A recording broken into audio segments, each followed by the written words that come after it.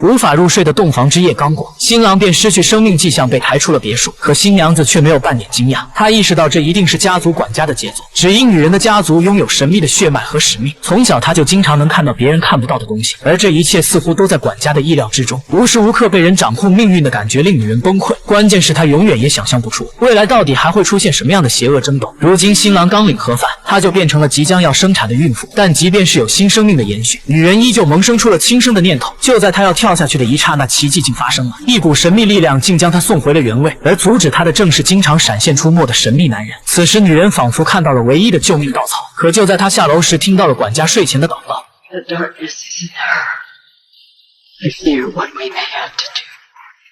不过他现在可管不了未出生的孩子是人还是魔，眼下他只想逃离这该死的家族。其实神秘男人是寄宿在项链里的恶魔，并说孩子的出生将可以改变他的命运。说完便要求女人戴上项链和他签订契约。被恐惧蒙蔽双眼的女人想都没想便戴上项链，这也意味着从这一刻起，她正式成为了恶魔的女巫。转眼间女人痛苦万分，即将就要生产，但在孩子出生后，管家以给孩子检查身体为由将孩子抱走。可想而知之后的画面令人不敢想象。其实当年那个婴儿并没有死，而是被好心人收养，现如今还做了神经外科的医生。因为养母检查出了癌症，罗恩便去求助院长，希望能让母亲优先加入医院的抗癌小组治疗。但院长却想借此机会潜规则罗恩，很明显这也不是院长第一次的无耻行为了。不过这次他是惹错人了。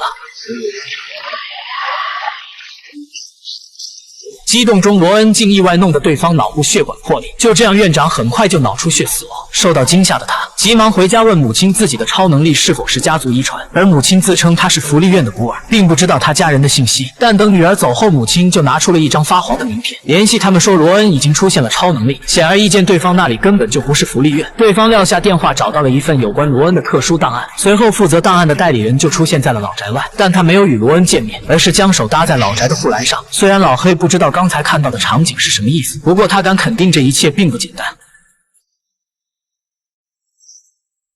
另一边，罗恩不请自来去找了抗癌研究小组的负责人，但一切并没有他设想的那么美好。对方竟无视他的存在，不关门在洗手间里方便，甚至想要让他的母亲优先治疗，就必须要在原本名单上的30人中划掉1人。可这个结果并不是罗恩想要的，于是他拒绝了对方的要求。哪曾想对方反倒被激怒，开始出言侮辱他。紧接着，男人也像之前院长一样脑出血死亡了。这次罗恩已经没有之前的那般惊慌，只是回家跟母亲诉说着自己内心的痛苦。但也就在此刻，罗恩的养母竟也去世了。与此同时，罗恩的生母在当年失去女儿后神志不清，痴傻的样子整整30年如一日。可这天他却迎来了一位新的心理医生，他靠在女人的耳边小声说道，以后会停止给女人注射镇定用的药剂。看来这个医生也想知道梅菲尔家族的终极秘密。之后他竟大胆地取下了女人脖子上的项链，但在这一刻四周发生了异动，他却丝毫没有察觉。